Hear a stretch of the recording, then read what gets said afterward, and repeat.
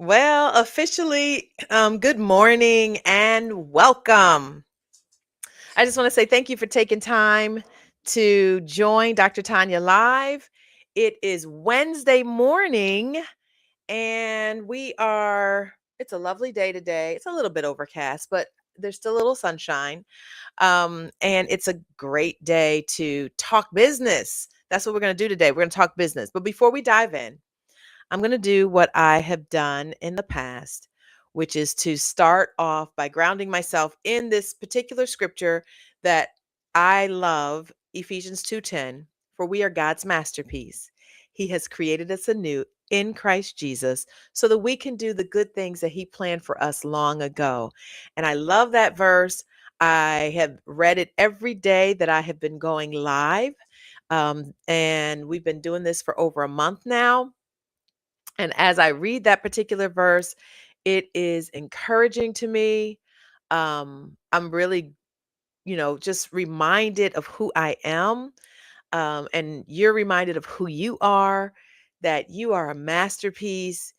You are wonderfully and fearfully made. Everything about you is unique and special because that's how God made you. And he's got plans for you. So that's really exciting. You're not here by accident. You might have a business that you're trying to build. You might have a dream that you're trying to fulfill. And those are also part of the plans that God had for you, especially if these are plans that He gave to you. Whatever happens, I just want you to walk away today understanding who you are and that God has plans for you. So I have a favor to ask you. I would ask that you please share and follow. If you're not already following me on my social media platforms, I encourage you to follow me and to subscribe to any of my social media platforms. And again, I want to say thank you for joining me. This is day 33. Day 33 of my 90-day challenge. Every single day, I am showing up live to encourage women and sometimes men who are ready to start a business, who have dreams of getting a business going. They don't know really where to begin. Maybe you've started your business already, but you don't know how to get it off the ground and get it moving, or you've started it and you are looking to grow it and to build it further. And for those of you who are new here, I'm Dr. Tanya, and this is Dr. Tanya Live, real talk for women building their business. Today, our topic is really just all about business. Our topic today is a simple topic, but something that we can't just gloss over when we have a dream to start a brand new business. And I can tell you, well, let me just tell you the topic first. The topic is naming your business with purpose. So, a lot of people talk about one day I'm going to start a business and I'm going to do that and I'm going to do this. I was just having a conversation with my daughter this past weekend who, has recently done a few weddings as a wedding coordinator and could see this as a potential business. And so I'm like, "So what would you name it?" And she's like, "I don't know." She really didn't have an idea about like what she can name it. Like maybe she puts her own name in it. Maybe she, puts some kind of fancy name or something a part of it. But this is for you if you have a business idea and you want to figure out what to call your business because it's a big deal. Like when we come up with a name for our business, kind of like coming up with a name for our child, right? So when we name our children, we do it with intentionality. And our businesses are almost like another child that's not a person, right? It's like an inanimate child. And we name our businesses with purpose and with intentionality because that name is going to follow them just like it does for a child. So I remember we have two children, both of whom are adults. And I remember when we were choosing our children's names. And my daughter's name is actually a combination of my husband and me. Now, we were young. We were young when we came up with her name, but it is unique and it is so her. It really fits her. And then our son's name actually came from the Bible, his first name. Their middle names have different significance. So my daughter's middle name actually is a name. My husband's mother passed away when he was in college from breast cancer, and she had written a book of poetry, and that was something that she would do. She was a brilliant woman. I never had a chance to meet her. She passed before I even met my husband, but she had a poem that had names of her unborn grandchildren. And so Nicole, which was one of the names on in that poem, happened to be the name that we gave our daughter as a middle name. And then our son's middle name is after my husband. His name is Gerard. Now it's funny because my parents, when they named my sister and my brother and me, they named us based upon the initials of their names. And so my dad has, TD as his first two initials, and my sister and I also have TD as our first initials. My mom's initials are DL, and so my brother is DL, but his middle name actually is after his godfather. And so we're really intentional about how we name our children. The same thing for when we name our business. We want to be intentional about how we name our business because it's going to follow us for however long we have the business, and even potentially generations beyond us, depending on the kind of business that you build and who follows, who buys your business if you get to a place where you sell your business and someone else carries it on. And so you want to choose wisely because the name that you come up with could potentially last for decades. So when I started my business in 2011, I named it Teach Educators and Scholars Organization. And for short, we call it TESO Consulting Group. And we started off training teachers. And at some point, we were tutoring students. And so the name of the company actually made sense, and it still makes sense because a lot of the work that we do does that. But we've kind of shifted to really being called TESO Consulting Group because it has allowed us to be able to expand some of our offerings. So the work that I do here with women and helping them understand their purpose and walk in their purpose and their calling, and build businesses, that is also under the TESO consulting group. And we kind of we see it as, the way that the work that we do is really to help improve and to expand opportunities for organizations, school districts, and individuals. And so the name has actually kind of, it's still legally Teach Educators and Scholars Organization. We still do work with educators and scholars, but we also work with more than that. So we see ourselves as a little bit more broadly. But had I had that kind of vision and even mentorship when I started the company in 2011, and it's a 15-year-old company, but had I had that kind of vision, I probably would have maybe started off with something consulting group rather than Teach Educators and Scholars Organization because I didn't foresee some of the way that we were going to evolve over time. But that's the reason why we're having this conversation today. And if you're a brand new business owner and you're looking to start your business, you're going to want to make sure that you're really intentional about how you name your business. So you want your business to reflect the brand that you're going to have. So now your brand is what people will know you for, right? So when you think about your business, the brand of your business is what people are going to know you for. So how you brand yourself, your name is a part of that. So you want your name to kind of convey the essence of your business. You want it to convey the values that you have, what your business will stand for.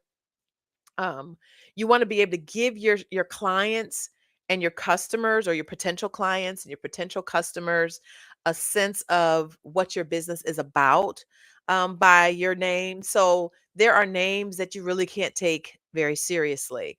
And I actually looked that up, but I forgot to write those down. Where, like, names that go wrong, like business names that go wrong. And so you don't want a business name that goes wrong. You don't want a business name that people are going to laugh at or people are not going to take seriously unless you have some kind of comedy club that you're opening or you're doing something that is like light and jovial or for children, So in that case, then yeah, you might want to have kind of a fun name. But you want people to take your name seriously as you are engaging in the work that your business is going to do. And think about the simplicity of your name. So you don't have to have this long, complicated, drawn out name that nobody can remember. You want it to be something that people can pronounce. So I know there are businesses out there that are really difficult for people to pronounce. And you're like, is that like a long A or a short A? Is it like a long I or short eyed? Is this like a like, like, how am I supposed to say this name? And you don't want customers to struggle with the name of your company. You want it to be easy for them to pronounce and to remember and to spell. Because here's the thing, if they go onto the website, you're not going to want them looking up like, like having to figure out like, well, how do I spell this? Like, how do I spell the name of this company? And so you want to make sure that it's something that is easy for people to remember, easy for them to type out when they go to your website, something that can stick in people's minds. Like a lot of times companies are like one name companies, and those one name companies are easy to remember. Nike, you remember Nike. Disney, you remember Disney. Um, you know, uh, I'm trying to think of some like simple companies. McDonald's, Coca-Cola. Like these companies have like basic, simple names that have sustained them for years on end. People remember them, people know them.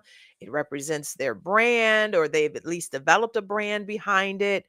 Campbell's soup, whatever it is, you understand that name is easy for you, right? Okay. So that is part of what you want to do when you are starting your business. You want to make it easy for people to search for it online, so you don't want it to be something that's so complicated that they're like, what is it called again? Wait, how do you spell that? Because then people don't want to be bothered. There's too many steps for them. Um, you also want to be unique in your name. So you do want to stand out from your competitors. You want to make sure that your name is something that if you think about, what your competitors, my hair is actually still wet. If you think about what your competitors are named, can your business stand out from that? Can you come up with a name that will stand out from those around you? You're going to need to search as well. As you're being unique, you want to do a thorough search of business names and what's out there already.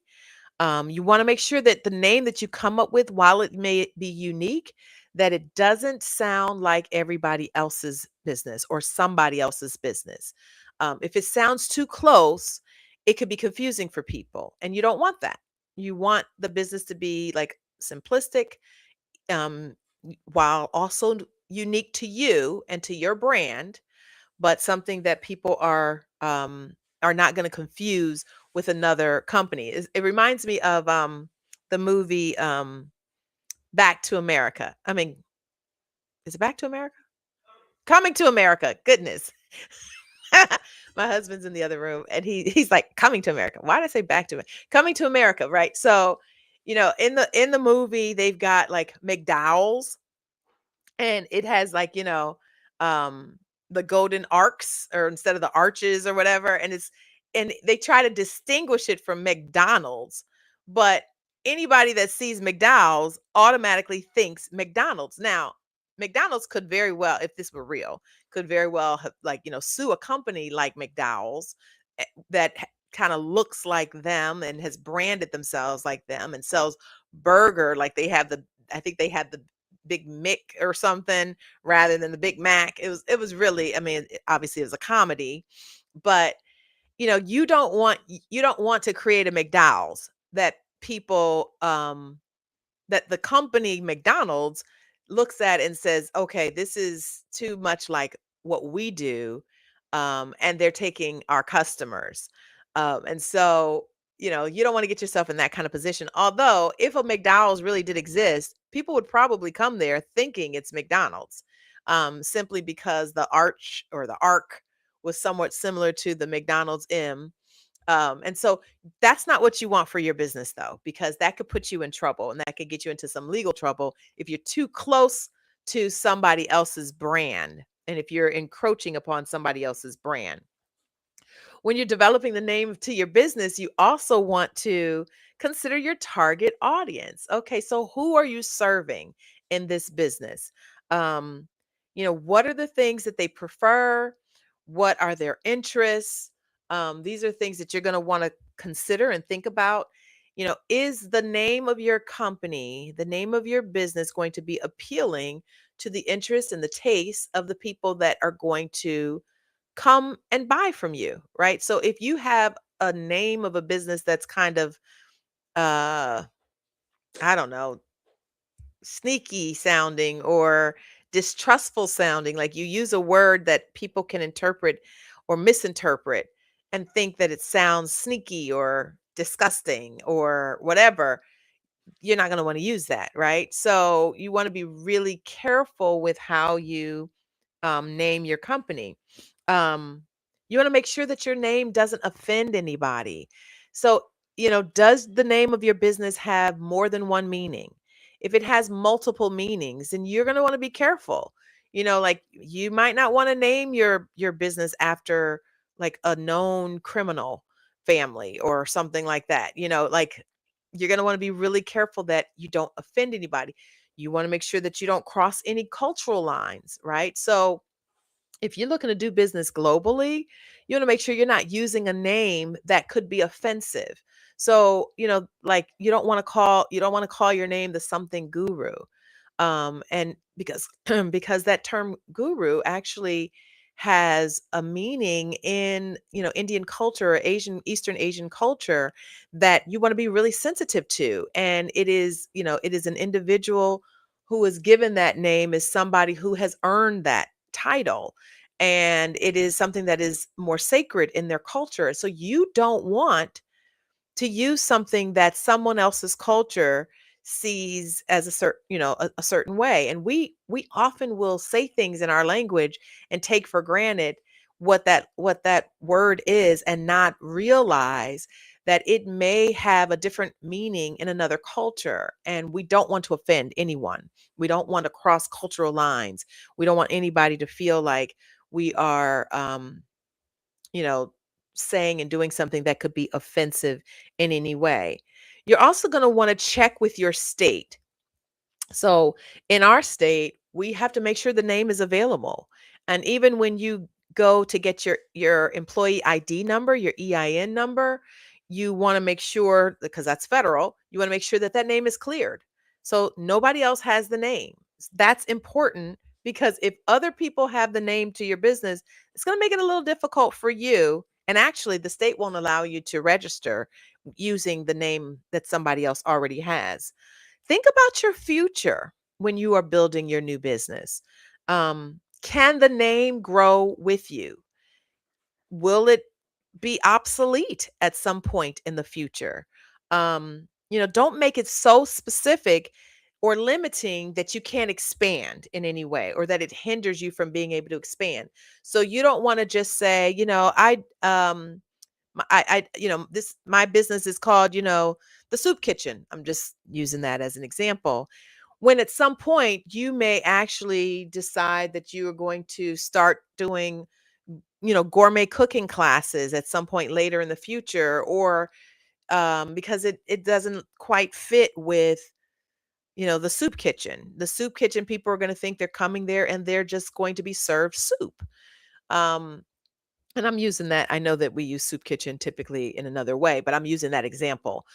You don't want to, have a company that's, just, you know, I don't know, that's limiting. Just think about what I'm saying. You don't want it to be a name that's limiting and keeps you from being able to expand later on down the road. You want to secure your domain name.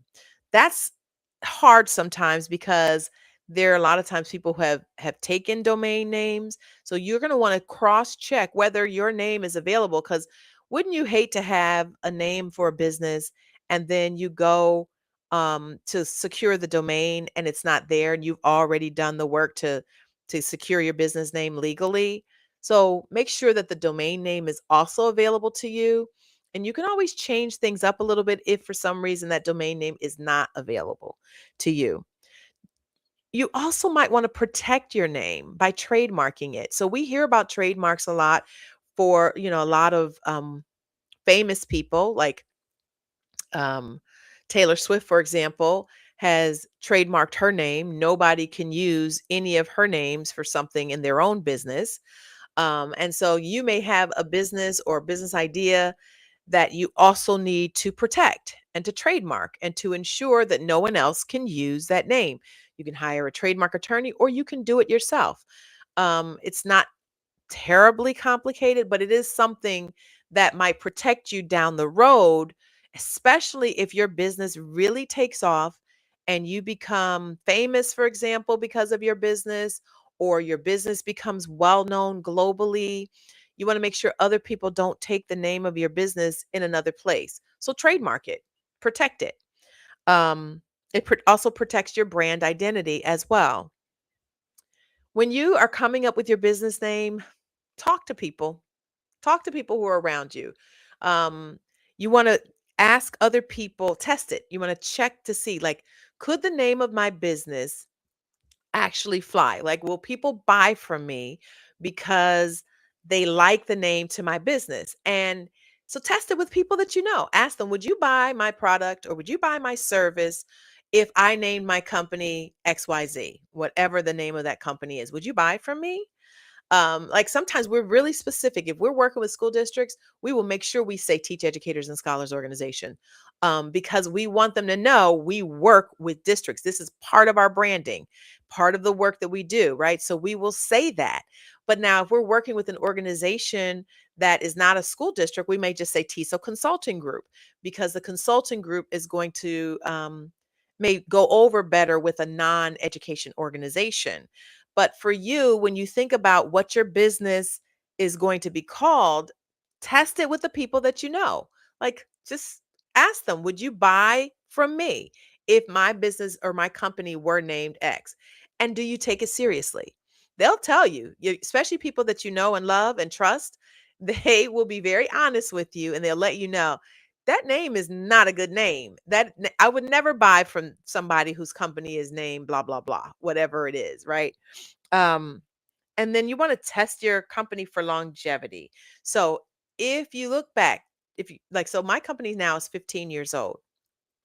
So when I look back, of course, there's some, I would probably tweak the name, but it is what it is now. We're out here, we've been doing this work for a long time and people know our company. But if I were to go back and do it again, I would probably not be as specific with the name Teach Educators and Scholars Organization.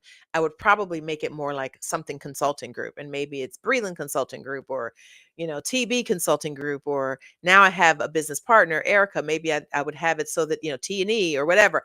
I don't know. We would figure it out. But um, the same thing for you when you're thinking about like the longevity. So 10 years from now, if your company is still in business and you're still doing things, and you want to be careful, because imagine you have a business that's technology based. There are a lot of tech companies out there. And so if you call your company, you know, laptops and more, that may limit you, because at some point laptops could be obsolete. There may be another version of technology that is not a laptop, and people be like, a laptop? It's kind of like, the iPod and the iPod that and the MP4 players back in the day, like those are obsolete today. So if the company was called, the MP4 company or the iPod company, it's not, it's Apple. I mean, MP4s are come from another company, I think, but the iPod came from Apple. But and Apple kind of has branded itself in a way that it it has longevity in the name. So people associate it with technology, but they don't necessarily, it's not limited to any one particular technology. So when you're thinking about your company's name, if it's a tech company, think today we have AI, but 10 years from now, will there be something else that evolves beyond AI? 15 years from now, 20 years from now, will your company be obsolete, the name be obsolete because something else has come up later down the road that changes, the way that you might choose to name your company. So as you're thinking about like that longevity piece, you want to make sure that it fits and that it'll still work 10 years, 20 years, 30 years, however many years beyond right now. I also think about how there are companies that have been in families for decades, right? And those companies, they still are true to their name, but sometimes they may look different. So like, like a Nabisco, for example, they've been around for a long, long time. J&J, Johnson and Johnson, they've been around for a long, long time. And so your company may pass through generations, and you may pass it down to a family member, a grandchild, or someone who takes the company years beyond you and beyond your lifespan. And if that's the case, you want to have a name that is going to be sustainable from generations, beyond today, whatever your company is today. And again, I mentioned the cultural sensitivity piece, but again, that's so important. You want to ensure that what you are choosing as a name is culturally sensitive, that it doesn't have negative connotations in other cultures. Because if it does, people aren't going to buy from you, or they're going to be offended by the name that you come up with. All of these are the kinds of considerations that you're going to want to think about when you are naming your business. Just like naming your baby, it is really important. It is going to stick with that company for years and years and years to come. So you want to ensure that you are very sensitive to what you're doing. So I have come to the end of today's session, and those of you who are dreaming of building a company, or who are just at the early stages of starting your company and you have yet to select a name, this is the session that you want to listen to. This is the one that is for you. In the meantime, I also want to just share a couple of resources that I have. And they are faith-based resources, and it's a devotional that I have specifically. It's centered around fear. And fear is something that a lot of new business owners struggle with when they're getting ready to get their businesses off the ground. And so, if that is something that you want to tackle, then I invite you to go to my website, TanyaBreland.com, so that you can have access to that free devotional when fear knocks. Because fear does come knocking. How do we deal with it, right? How do we name it? And then take it a step deeper. Let's go a step further. And let's look at fear is not your business plan. We cannot let fear stand in the way of our getting our businesses written out and launched. And so Fear is Not Your Business Plan is an ebook that comes with an interactive companion that you will have access to for a low cost of $27. I invite you to get both of those resources because they will support you and help you get fear out of the way of you being able to launch the business that God has given to you. Tomorrow, our topic is going to be visibility that leads to sales. So, we're going to be again diving into this conversation about how we make money when we're building a business. If you enjoyed this session, if you enjoy any of my sessions, if it resonates with you in any way, I would love to hear from you. Inbox me, message me, DM me, send me an email, Tanya@TanyaBreland.com. And that's Tanya with an O, Tonya. I read my messages. I will respond to my messages. If they're inappropriate, I'm going to delete you. I'm going to block you. And sometimes I get some inappropriate messages. I will block you, just so you know. But in the meantime, if you want to email me, you can. If you want to message me on, any of my social media platforms, I do see them and I do respond to them. Until tomorrow, I want to encourage you to have a blessed day. Come back here tomorrow when we talk about visibility that leads to sales. We're going to get you paid in this business that you have. Looking forward to chatting with you. Have a great rest of your day.